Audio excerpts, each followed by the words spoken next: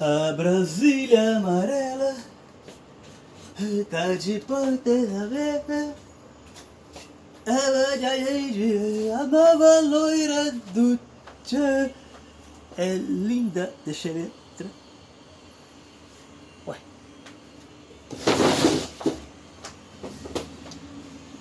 Tem aula hoje? Rapaz, esqueci. Pera aí. Como é que é? Tema aqui. É isso aqui, né? É, né? Cadê? Ah, aqui. É, capítulo 3, urbanismos dos séculos 17 e 18. É isso mesmo, é isso mesmo. Então tá. Bom, vamos lá, né? Bom, urbanismo do século 17 e 18 foi fundamentalmente o apogeu do urbanismo clássico. Né? É isso. O que significa isso na prática? É uma troca de hegemonia da Itália para a França. Falamos deste livro aqui, né? Na aula passada, o Colin Jones, Paris, uma biografia de uma cidade. Então tá tudo aqui, né? Leiam aí, depois vocês me falam. É melhor falar aqui mesmo. Tá. Bom, na aula passada vocês se lembram que eu comentei que os reis franceses não viviam em Paris. Lembram disso? Então, até que um certo momento, né, de tanto ficar pedindo doações, a Casa Real acabou se mudando para Paris. Então, qual foi o resultado imediato disso? Bom, eles começaram a fazer melhorias urbanas, né? Eles estavam morando ali e queriam uma cidade bonita. Basicamente é isso. Enfim, ao longo do tempo teve um resultado muito positivo, acabou se criando esse período de um apogeu estético ali e tal, que acabou superando, rivalizando inicialmente, depois superando o modelo italiano. Agora, qual que era a ideia principal disso?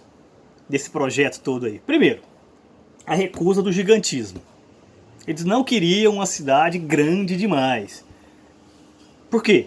Porque uma cidade grande demais se tornava uma cidade inviável. A ideia fundamental era essa. Tá? E qual foi o resultado? Não se controla isso. Os reis começaram a fazer uma série de leis, né, para limitar o crescimento, né? Mas a cidade continuava crescendo. O subúrbio, né, essa ideia de subúrbio acabou surgindo com muita força e cada vez se desenvolvia mais e mais e mais e mais e mais. O resultado é que essas leis fracassaram. Então havia essa expansão urbana, vamos dizer assim, quase que semi-clandestina. A cidade crescia, né, sem controle, né, e essas leis aí tentavam ali minimizar o máximo possível ali dos danos. Qual que era o medo que se tinha, assim, pontualmente pensando nessa questão do gigantismo? Primeiro, tinha-se a ideia de que haveria crise de abastecimento. Ia ser muito difícil você controlar ali a circulação da cidade, mesmo de feiras ou de produtos e por aí vai. Ia gerar crime, muita criminalidade, a população ia aumentar muito, né? Quer dizer, ia deixar até aquele controle do indivíduo, das pessoas que circulam pela cidade, e controlar a ordem pública ia ficar bem difícil. Comunicação também era outro dado que achavam que ia ter problema, né? As partes da cidade não iam se comunicar entre si. Outra coisa importante tem a ver com a questão do abastecimento. Tinha-se aquela noção de uma relação muito forte de campo com cidade. Então, quer dizer, era importante você ter ali fontes de cultivo, fonte de alimento próximo. Então sempre se pensava em ter uma espécie de anel verde em torno ali do centro da cidade, da cidade histórica, cidade antiga, para que se cultive esse consumo imediato. É claro, né, que viriam coisas mais distantes, mas, né, aquele consumo imediato da feira do dia a dia deveria ser algo que viesse de perto. Até porque nós sabemos que não tinha como você preservar os alimentos. Então, essa coisa do tempo acabava fazendo muita diferença. Então, quer dizer, se pensava, não, se a cidade crescer demais, não vai ter zona de cultivo. Então, sem zona de cultivo, não tem abastecimento. Agora, eu acho que o elemento principal, e aí tem a ver com a presença da Casa Real, é a ideia de que se pensava que haveria uma decadência do centro da cidade, né? Onde fica as ruas principais, a catedral, ali o palácio, quer dizer, toda aquela região ali, com a expansão muito grande da cidade, ia ser inviável controlar a cidade toda, e fatalmente a parte central ia ficar meio abandonada para se dividir as forças todas. Então, esses eram os elementos principais. Agora, quais foram as providências que esse projeto de urbanismo acabou direcionando? Primeiro, ruas largas. Nós vimos que a cidade medieval era a cidade das ruas sinuosas, pequenas, apertadas, escuras e tal. Isso começou a mudar ali no período renascentista, mas aqui se tornou um projeto urbanístico mesmo. Inclusive, nesse caso, até um projeto de governo. No caso, falando especificamente de Paris.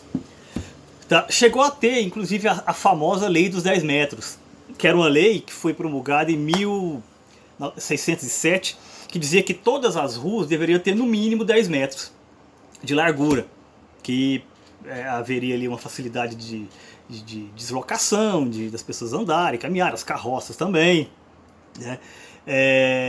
Com a Casa Real começou a ter a presença maior da corte, né? E obviamente, né, tinha ali vamos dizer assim, um circuito de carruagens, então, quer dizer, foi pensada nesse sentido também.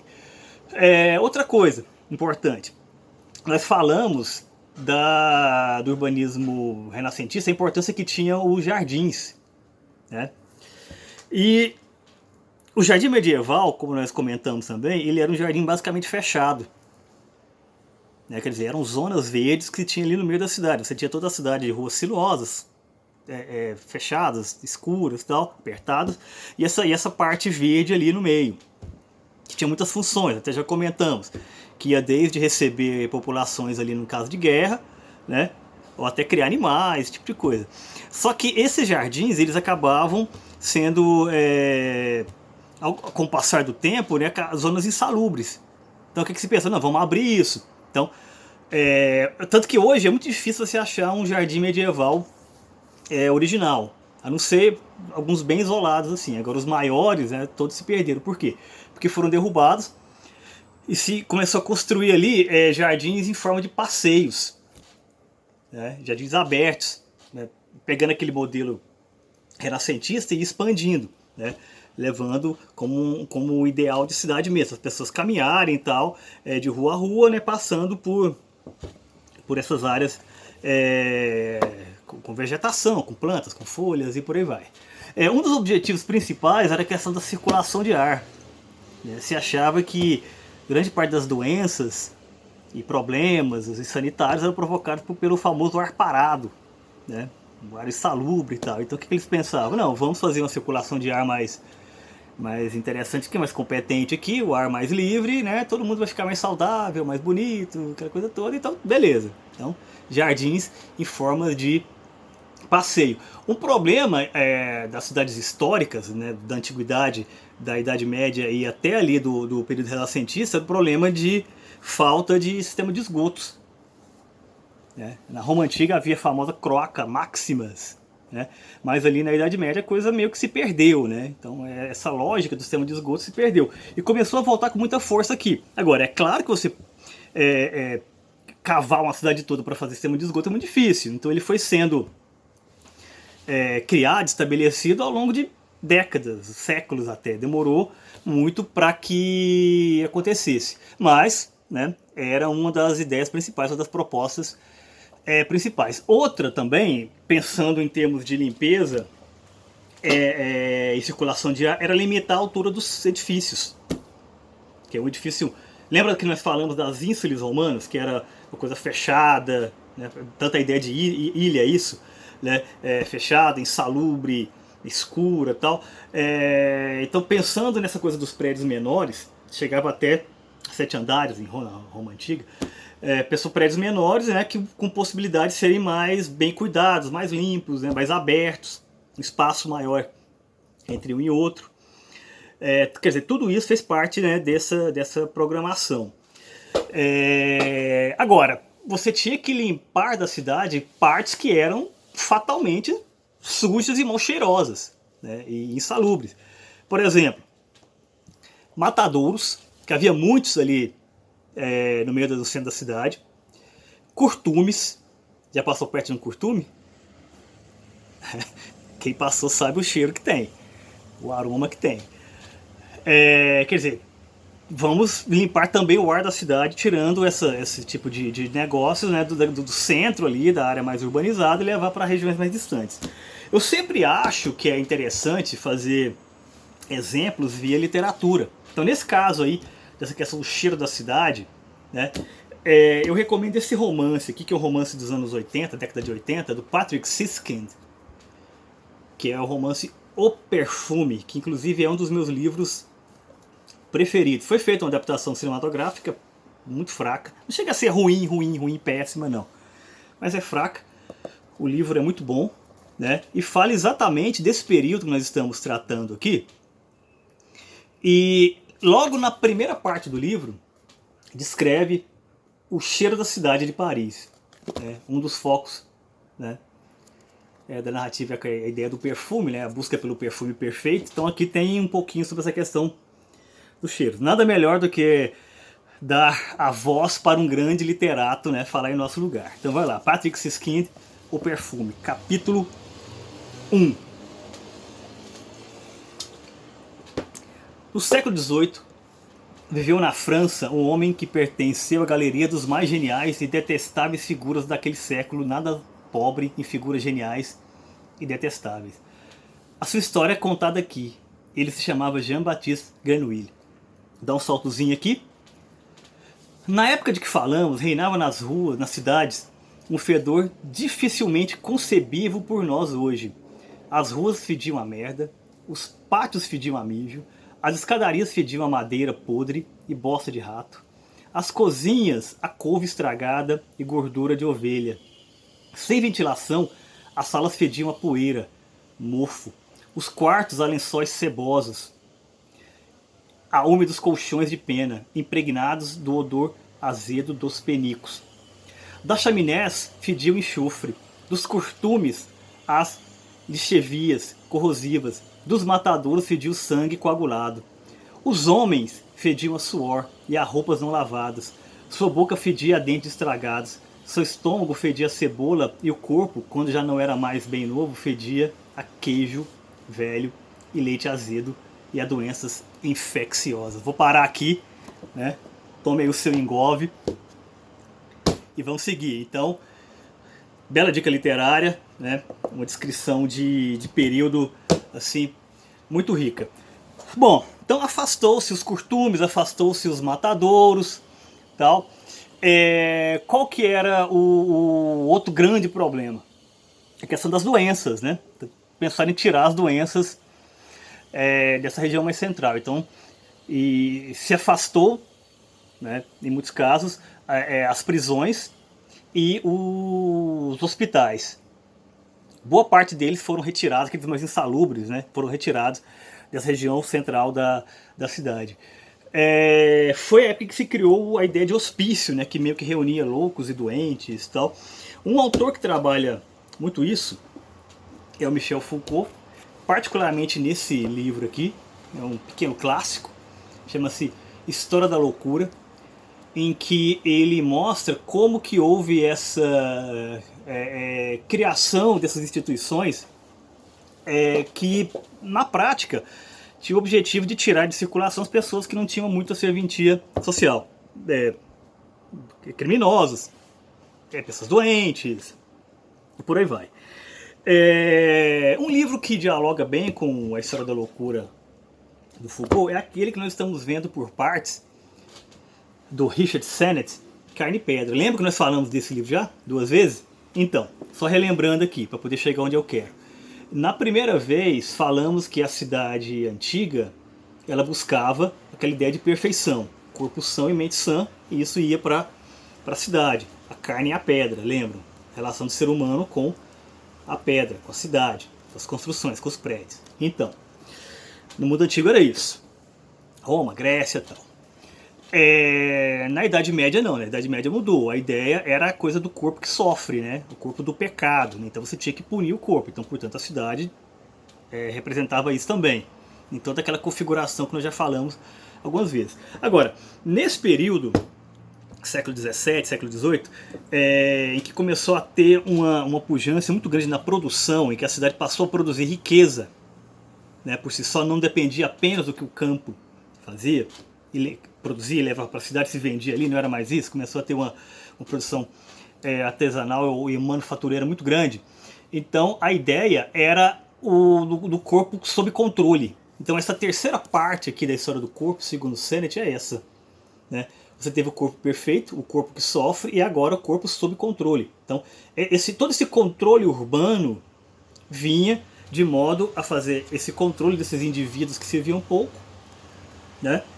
E eram relegados, né? Colocados de lado. Né? Em prol do quê? Em prol dessa missão civilizacional que a cidade passou a ter. Então, essa sequência do livro do Sennett vai por aí. Bom, então você tirou curtumes, matadouros, prisões, hospitais. Qual que é o próximo passo? Separar vivos e mortos. Lembra que nós já falamos que a cidade começou como uma necrópole, né? Aquela ideia de estar perto dos mortos, né? O morto como simbolismo, né? Você dá sentido para a morte e aquilo ter um peso social que faz com que as pessoas fiquem juntas naquela localidade. A cidade começou assim. Na Idade Média, as igrejas começaram a ter cemitérios ao lado, assim, bastante próximos, né? E as grandes figuras eram enterradas dentro das capelas, dentro das igrejas. O que isso produziu ao longo do tempo? Produziu novamente uma grande insalubridade. Né?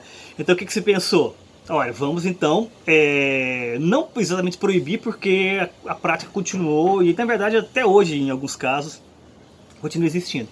Mas diminuiu-se muito essa ideia de você enterrar as pessoas dentro das igrejas, que ficavam nas cidades, as pessoas entravam, saíam e tal. Diminuiu muito isso, muito em função da questão do cheiro, né? Nem pensou necessariamente nas doenças, tal, porque isso acabou sendo estabelecido mais depois, tá? um pouco depois. Mas a questão do odor mesmo, pútrido e tal. Então diminuiu e boa parte dos cemitérios foram transferidos também. Então é muito comum na Europa capelas de ossos, né? Veio muito dessa época, né? Que pegavam cemitérios que estavam no meio da cidade ali e tal, retiravam, faziam outras construções ali e levavam esses ossos já muito misturados, porque não tinha como fazer aquela separação tal, pegou aquele montão de ossos, levou para outro lugar, acabou fazendo uma capela tal. Em Portugal tem algumas muito interessantes nesse sentido. Mas enfim, então fez essa questão também de separar essas figuras, né? os mortos, né? Os vivos e os mortos.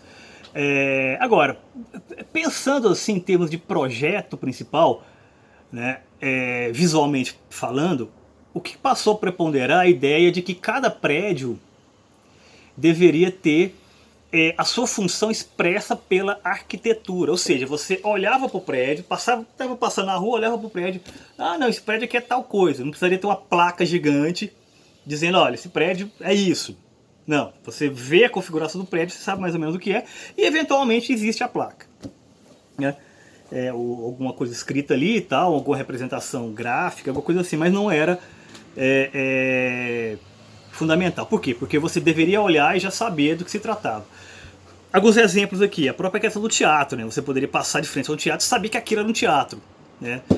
Nós temos isso com igrejas, né? Nós passamos de frente a uma igreja e sabemos que é uma igreja. Quer dizer, a Europa estava acostumada com isso, né? Essa ideia dessa identidade visual religiosa, só que pegou-se isso e se colocou como um elemento quase que universal, na verdade um valor. Né? Então todo prédio deveria ter essa identidade visual reconhecível. Teatro, mercados, hotéis. Né? Tem até uma frase que inclusive o Arruel retoma no livro aqui, que é aquela frase que é muito conhecida, que a cidade é como uma decoração de teatro. Ou seja, quando você entra no teatro, para você saber do que se passa a peça, ou onde se passa a peça, tem que ser um espaço fácil de ser identificado. Né? Então você olha ali, não, eu estou numa floresta, ah não, eu estou em uma cidade, eu estou num campo de batalha. Então a ideia era mais ou menos essa. Você andava pela cidade e olhava os prédios e reconhecia como se fosse, né, cenários. Um outro quesito importante surgido nesse momento é a relação da cidade com a natureza. E quando eu penso em natureza aqui, primeiro é a questão desses jardins que passaram a ser como se fossem passeios, né? Primeiro isso. E segundo, e talvez até principal, a questão dos rios. Porque é claro que o rio tinha uma função prática. Na cidade medieval tudo era medido pela questão prática. No Renascimento passou a ter um valor estético. Né? Aqui nós estamos misturando as duas coisas, mas com esse valor estético sendo mais valorizado. Então, quando eu falo rios, o que eu quero dizer com isso? Todas as margens do rio, nas cidades muito antigas, eram ocupadas, com pontes que eram umas pinguelas feias ali, umas pontes muito antigas e tal, casas muito pobres ao longo da margem do rio e tal. Em muitos casos isso foi tudo destruído, tudo derrubado, houve leis pedindo isso, exigindo isso. Não foi da noite para o dia, foi décadas, séculos, para se estabelecer isso, mas a ideia era limpar a beira do rio para fazer o quê? A construção de cais, né? E passeios, né? Quer dizer, você criou a ideia de você passear na beira do rio, né? Como também um desses valores urbanos. Tanto que o turismo hoje feito em Paris é muito isso também, né? O passeio pelo Sena e tal. Né? Tem até aquela coisa de que um parisiense não pode ser visto nesses barcos turísticos, né? Que é uma vergonha, né? Eu, um parisiense, passeando no barco turístico, não, tal. Mas passou a ser o valor, né? Então essa ligação do homem com a natureza, e pensando o rio como essa natureza que flui dentro da cidade, passou a ser uma coisa muito forte. Por quê? Porque era a natureza domada. Né? Lembra que nós falamos lá atrás dessa relação do ser humano com a questão da doma da natureza como talvez o principal símbolo da civilização? Então aqui nós temos o momento em que isso foi de alguma maneira alcançado. Né? Então, quer dizer, toda a natureza dentro da cidade é a natureza domada. E aqui o autor trabalha particularmente essa ideia dos rios. Outra coisa que foi muito importante nesse período, e que na verdade meio que simboliza tudo e amarra tudo, porque nós estamos falando de uma cidade que era administrada, tinha claro a administração municipal, tal, mas era administrada basicamente por vontade real. Né? Os reis faziam leis ali e tal, determinando o que era melhor para a cidade de Paris. Então, quer dizer, com o passar do tempo, passou a ser a cidade dos reis de fato, inclusive visualmente. O que eu quero dizer com isso? Lembra que nós falamos na semana passada da questão da importância das praças no urbanismo renascentista? Então, aqui essas praças passaram a ter um papel simbólico muito grande na monarquia e para a monarquia. Passou a ser espaço simbólico, quer dizer, toda praça passou a ter uma estátua de um rei ali no meio, tal. Então era a Praça Rei isso, a Praça Rei aquilo, tal. E isso tinha uma função clara, né? Lembram daquela frase do Luís XIV, o Rei Sol, o Estado sou eu? O Estado é ele, a cidade também é ele. Né? Então você tinha que... Ele e a sua família, a dinastia da qual ele adveio. Então você tinha que andar pela cidade pensando nisso. E foi exatamente nessa época aí que as escolas de belas artes passaram a ter uma força muito grande. Né? Hoje nós vamos em museus, né, e temos lá, tem aquelas estátuas, pinturas e tal, escrito ali, escola de belas, aluno, artista tal que se formou na escola de belas artes tal, e muitas vezes são cenas de conotação monárquica. Por isso, né, porque essa coisa de você retratar os nobres passaram a ser também um valor. Agora, qual que era a dificuldade que tudo isso alcançava? O que brecava tudo isso? O principal deles era a ideia de que nessa época as cidades não tinham um plano geral. Você não conseguia mapear com muita precisão a cidade. A cidade muitas vezes era desenhada ali em mapas que para os padrões de hoje seriam mapas rústicos. É claro que para aquela época eram sofisticados, era o que eles conseguiam alcançar. E como nós já falamos em outras ocasiões aqui, não podemos pensar que as pessoas de séculos ou milênios atrás eram burras de forma alguma, né? Elas apenas não têm a nossa experiência histórica. Então, quer dizer, eram mapas urbanos que eram possíveis serem feitos naquela época. Mas assim, por esse material que existia naquele período, não era possível você fazer grandes planos para ser executados de forma rápida e imediata. Isso só foi possível posteriormente com o acúmulo de material que foi sendo realizado. Então o que acontecia? Essa dificuldade acabava fazendo com que todas essas reformas, todo esse ideário se realizasse, sim, só que de uma forma muito, muito, muito, muito lenta. Então você tinha uma realização aqui, você tinha outra realização ali, você destruía uma ponte antiga aqui, né, passava algum tempo se reconstruir com uma nova, né, com essa configuração estética mais bem estabelecida, mas a coisa ia andando assim a passos lentos, né? Então qual que era o grande medo que eles tinham? Que esse passo do controle, né, pensando novamente no Sennett e no Foucault, esse passo do controle não fosse rápido o suficiente para alcançar o passo do cotidiano, ou seja, as pessoas continuariam fazendo suas casas, continuariam fazendo, traçando suas ruas novas ali nesse crescimento urbano semi-clandestino que nós falamos há alguns minutos, a coisa continuasse e nunca parasse, não fosse possível alcançar aquilo, né? Então o medo que se tinha era o quê? Era fazer um acúmulo de ruas mal traçadas e sem método, né? Por quê? Porque havia uma dificuldade para fazer desapropriações. Porque o rei não poderia simplesmente chegar num indivíduo, você não é mais dono da sua casa. É claro que eventualmente poderia até ser feito, mas isso não ia ser muito bem visto pela população. Nós vimos o que os madrilenhos fizeram na hora passada, né? Então, poderia gerar problemas, né? Ou antecipar problemas, né? Então o que se fazia? Muitas vezes se esperava acontecer incêndios, e os incêndios nesse período, como nós já vimos, eram comuns, relativamente comuns, né? Então quando havia um incêndio ali, o proprietário ele ficava quase que impossibilitado de reconstruir por recursos próprios, tal. O que acontecia? O rei ia lá e pagava, a administração pública ia lá e pagava um determinado valor, às vezes até mais barato do que seria normalmente, e desapropriava. Então, quer dizer, havia essas